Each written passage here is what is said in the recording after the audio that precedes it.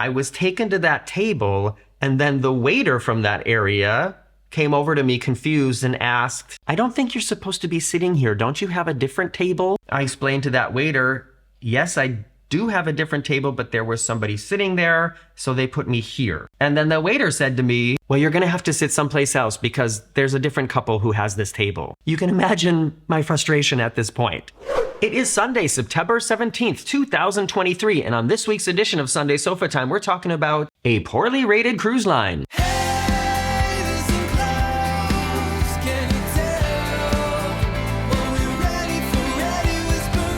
If you're up to date here on the very unofficial travel guides, you know I recently cruised with the Costa Smeralda, which is, I just recently looked this up again, the 7th largest cruise ship in the world. Wait a second, I mean, it's the 7th largest cruise ship in the world. Haven't done that in a while. It's just one of many Mediterranean cruises that I have experienced, and like always, as somebody who has a lot of experience, especially traveling with cruise ships, I don't know, you just kind of tend to compare it to other things, to good things and bad things. And there were good things on this cruise, there were bad things on this cruise, and I know that Costa isn't a cruise line that probably many of you have considered cruising with, especially if you're in North America.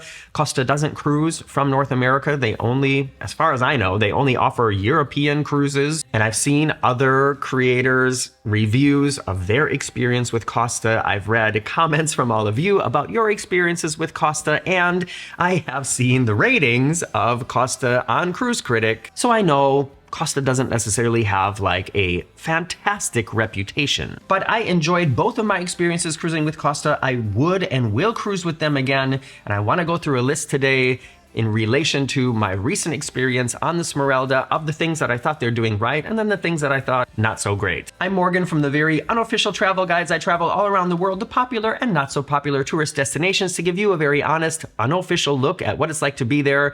Not sponsored by any place. Nobody pays me to go anywhere and see anything. I go there and I see it and I tell it like it is. And I also wrote a book called Getting Stitches on a Cruise Ship with stories of crazy, funny, strange things that have happened to me while traveling around the world. If you want to give me a little bit of extra help and get something fun to read while you're waiting to check in for your next flight, there it is. It's available on Amazon now. I'm going to start with the things that I really appreciated about my recent cruise with Costa. These would also perhaps be reasons why you might want to consider Costa for your next cruise here in Europe. They have really affordable prices, and I know people who are disappointed with a travel experience, a lot of times it's because you're expecting a lot or probably expecting too much, and you can only be disappointed.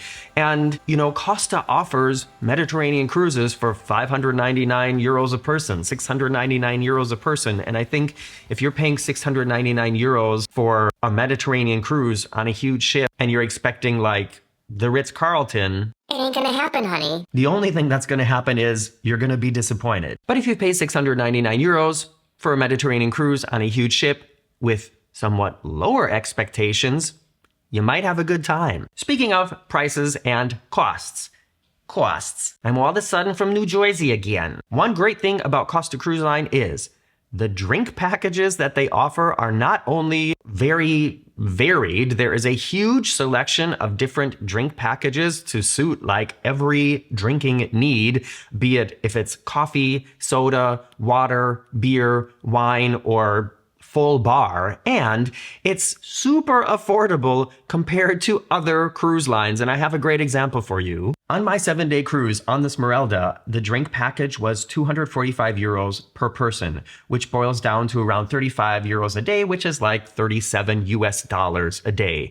And my upcoming cruise on the Independence of the Seas, I looked at what the drink package is going to cost per day on that ship, $72 a day. So that's almost exactly twice as much. And for me, that is a reason to cruise with Costa. You pay less for the cruise itself, and you pay less for the drink package. Those two reasons alone might be enough to make some of you already say, book it. Another thing that I found to be very reasonably priced were the excursions on Costa.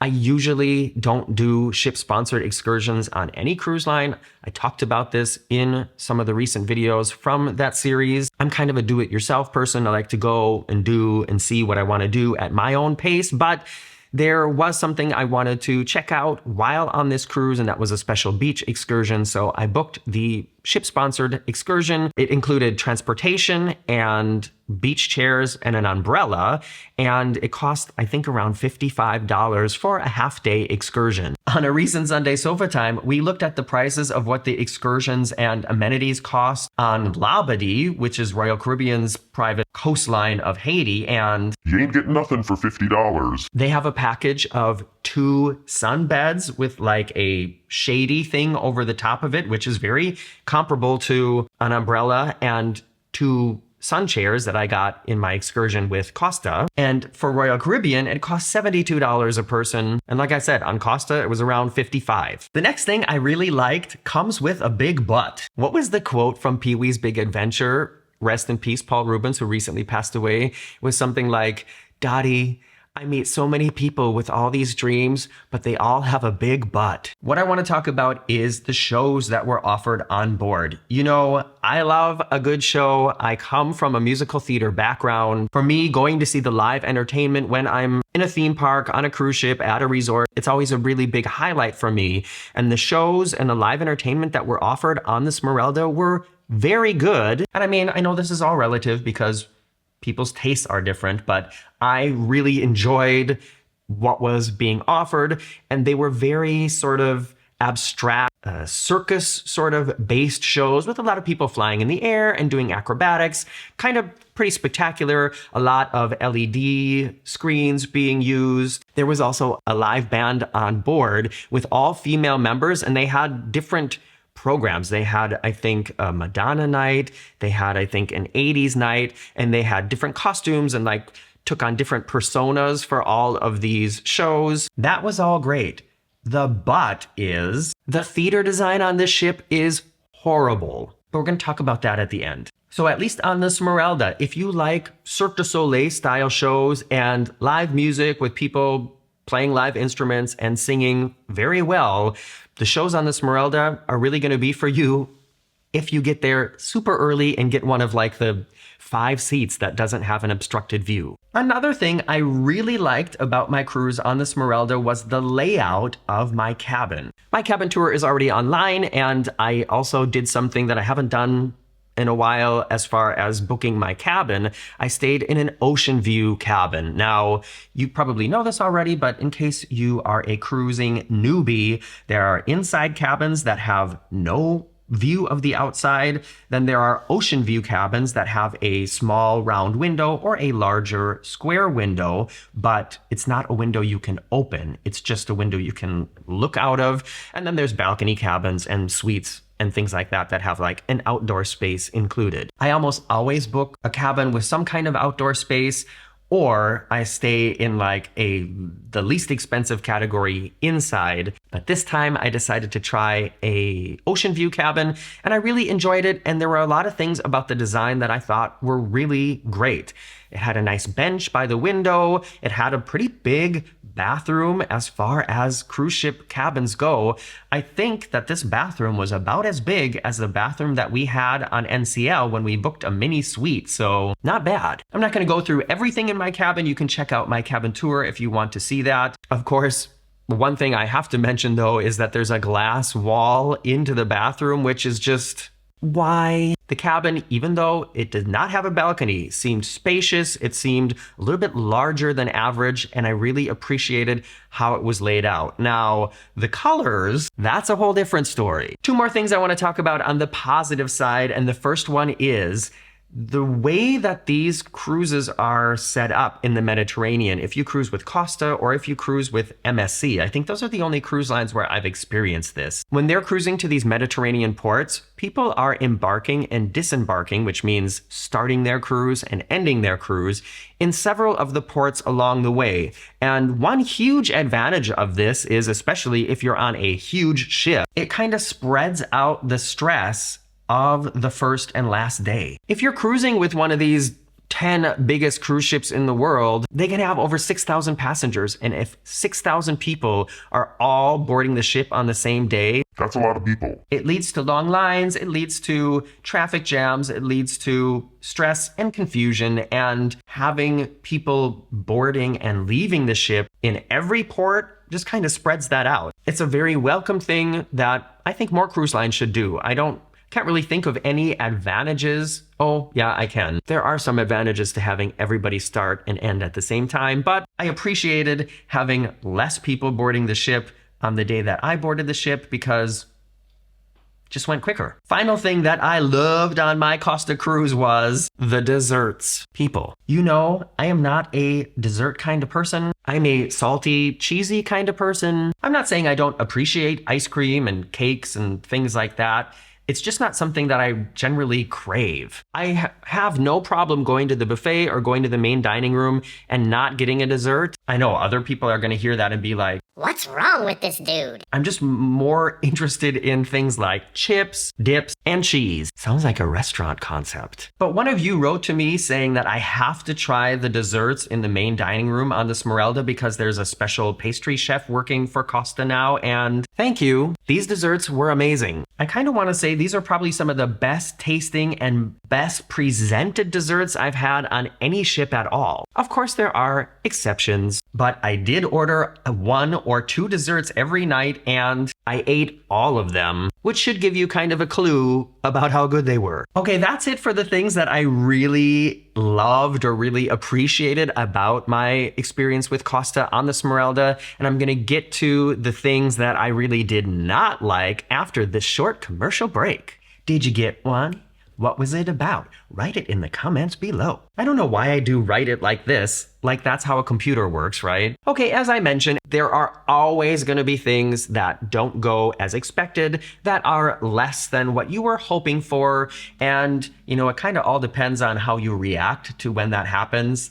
That's going to make or break your trip. I should do a whole video about disappointment psychology or something like that. Things always go wrong, and then you kind of just have to decide how upset are you going to get about it. How much of the time that you have on board or at that resort or in that theme park are you willing to invest and lose basically being in a bad mood? That's my theory. So speaking of the desserts in the main dining room and speaking of the ship taking on passengers in every port, the main dining room experience was super disorganized. Usually when you have a set dining time, or you know, if you have my time dining or any time dining, if you go to the main dining room, you usually end up at the same table with the same waiter, and if you're at a larger table, then you're sitting with the same people every night. That system is kind of part of the old tradition of cruising. And on the first night of my cruise, in the afternoon, I got an envelope put on my cabin door saying what restaurant I should go to and what table I was going to be at. And when I showed up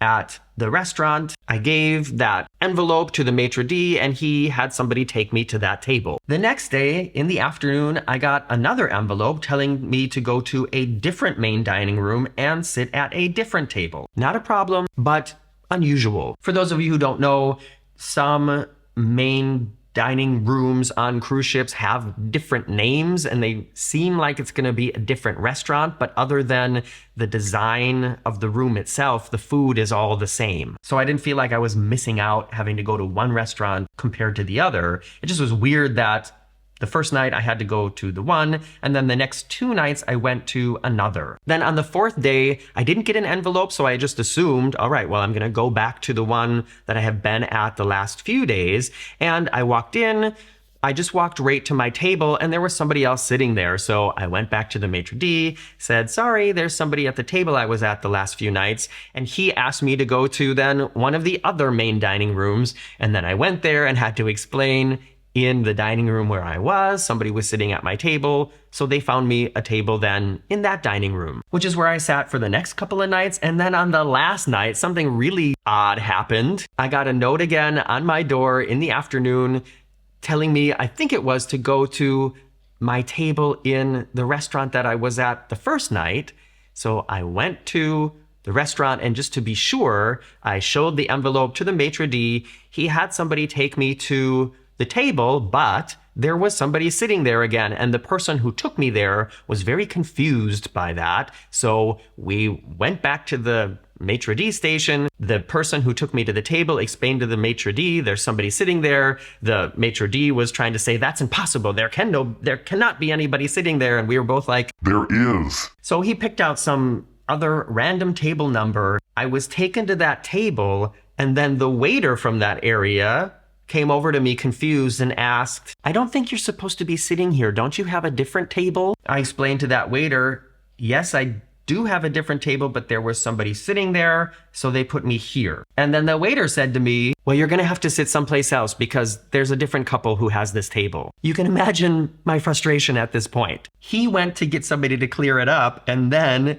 while I was waiting for him or somebody to come back, the couple who was supposed to be sitting there showed up, and they also asked me, aren't you supposed to be at a different table? Luckily, they were German and not Italian because I don't speak Italian, but I do speak German. So I explained to them, I want you to know I didn't just sort of chasse in here and pick out a table. They brought me to this table, but I will gladly move. I just wanted to make sure that you know this isn't my fault. And they were really cool about it, but they did want to sit at that table. So then I was brought to yet another table, and that's where I ended up finally having my final dinner on the ship. I think part of what leads to this confusion is the fact that it's not all the same people every night. So the groups and the group sizes are changing in every port. It's not like on the first night of the cruise, the main dining room staff knows we have this many people in these kinds of groups, and it's all set for the next 7 days. So that is one disadvantage of having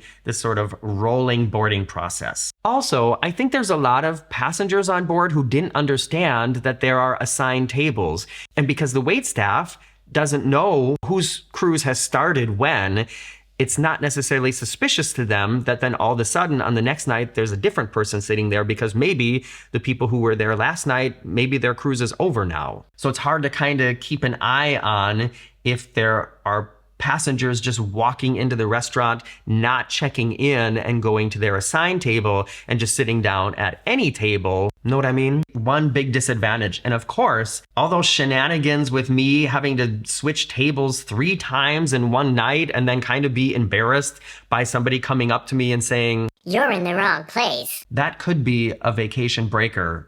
Definitely. If, it's the last night of the cruise and you want to do like a really romantic dinner and then all that crap happens. Of course, not good. The second thing I want to talk about that I did not enjoy on this cruise is something that's actually totally irrelevant because it can always happen on any cruise line, and that is the ship was super crowded. I know somebody's getting ready to type a comment right now saying something like, what do you expect if you go on a cruise in the middle of summer vacation? I knew it was going to be crowded, but this video is about things I enjoyed and didn't enjoy, and so I'm going to mention that I did not enjoy that the ship was crowded. A lot of times on these, I'm going to call it a mega ship, there are so many activities being offered that not all 6,000 people are doing the same things at the same time. So the crowds kind of spread out. But maybe there is something about this ship design that tends to make it feel more crowded. I have been on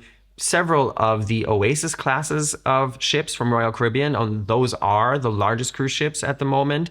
And I don't remember it ever feeling as crowded on those ships as it did on the Smeralda. Especially the pool areas were crowded. But like I said, that can always happen. That's not necessarily Costa's fault, and I'm sure there are plenty of Costa ships that aren't crowded when you don't cruise in the middle of summer vacation. Okay, the final thing I want to talk about is something that was done purposefully, and that is really, really horrible, and that is the design of the theater spaces on board this ship. I talked about this in the ship tour that just went online a couple days ago. The main theater is this atrium style theater in the round in the middle of the ship. It goes over several decks and it's there all day long. It's this big open space that you can walk through at any time during the day. One huge disadvantage of that is the performers have no place to rehearse quietly and privately. So the poor people learning the shows and wanting to practice their act with the rigging and the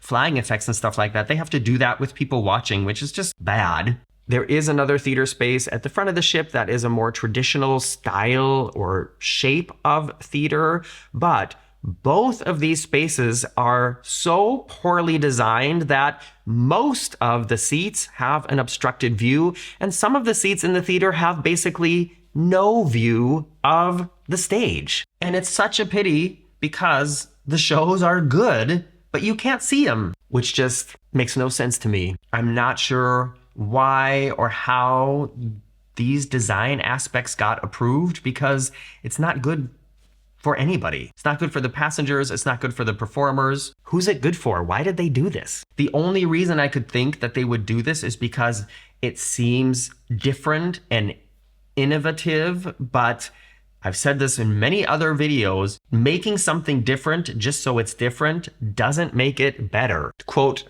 Michael Jackson when he was rehearsing for his This Is It tour, which by the way, I had tickets to opening night.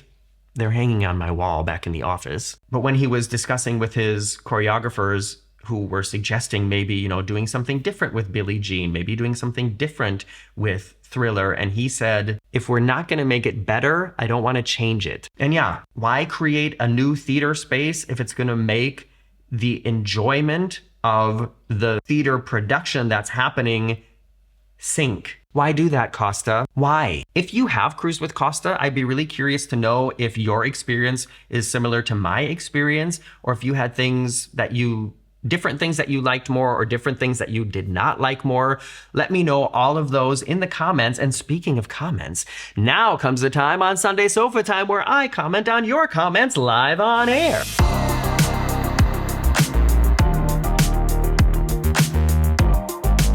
In last week's Sunday Sofa Time, we talked about the really ridiculous prices for the activities and offerings on Royal Caribbean's private stretch of Haiti's coastline called Labadee. These comments are on that video. The first one is from Toby Braverman. Toby writes, I was at Labadee in March. There are several beaches with free lounge chairs. We also were able to purchase all-day pass for Coaster after we got there for $20 per person. And this is excellent information because in last week's Sofa Time, when I was looking through the list of things that you can and have to pay for when you're on the island, it seemed to me like if you wanted to lay in a lounge chair, you also had to pay for the lounge chairs, but that's not true.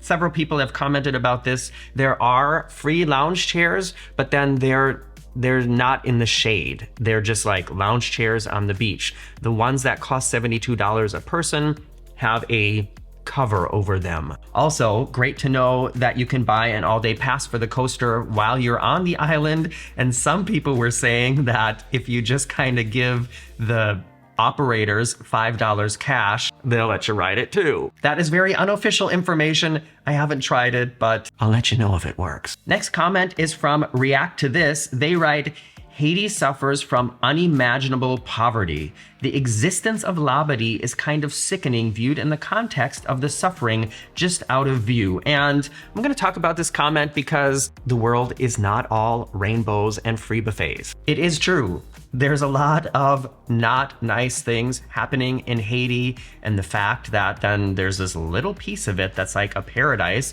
where all these tourists from other countries who, compared to the people living in Haiti, are rich beyond their wildest dreams, come to lay in the sun and zip down a zip line. Yeah, it is a very striking contrast. However, Royal Caribbean pays a lot of money to Haiti to use this part of the island. So the government is making money from Royal Caribbean, which they are hopefully using to also improve other things on the island. So, it's kind of one hand washing the other. How do you all feel about that? Next comment is from Zulu3006. Zulu writes, just a heads up, you just put your email address out there when you logged onto the website. You may need to go back and blur that part. Thank you for letting me know that. However, I don't really have a problem putting my email on the internet because, as soon as you have like an Instagram or Facebook or whatever, it's pretty easy to find out somebody's email address anyways. And also, a lot of creators have these, I think it's called Buy Me a Coffee link, where It's a link to either a different website or PayPal, where if you just want to give that person a couple dollars so they can go buy themselves a Starbucks for lunch or whatever, you can do that to support them and just give them a little extra hello. And my email address is also my PayPal. So if any of you want to buy me a coffee today, it's mrmorganobrien@gmail.com on PayPal. Final comment is also something I was really happy to learn. It's from Neresq, or Neresq. They write, the first cruise line with a private island was actually NCL, which opened its Great Stirrup Key way back in 1977. Royal didn't open up its Labadee private resort until 9 years later in 1986, followed by Coco Key in 1988. So this is something I got wrong in last week's video, and I haven't fact-checked this, but let's just say it's right. So the first cruise line that was cruising to sort of a private tropical destination was not Royal Caribbean. Like I said last week, it was NCL. Way back in 1977, wow. I wasn't even born then. I'm just kidding. I was definitely born then. Thumbs up for kids from the 70s. All right, everybody, get out there and enjoy your weekend now, or whatever day it is that you have watched this. I'm Morgan from the Very Unofficial Travel Guides, and I hope to see you back here next week. Bye-bye.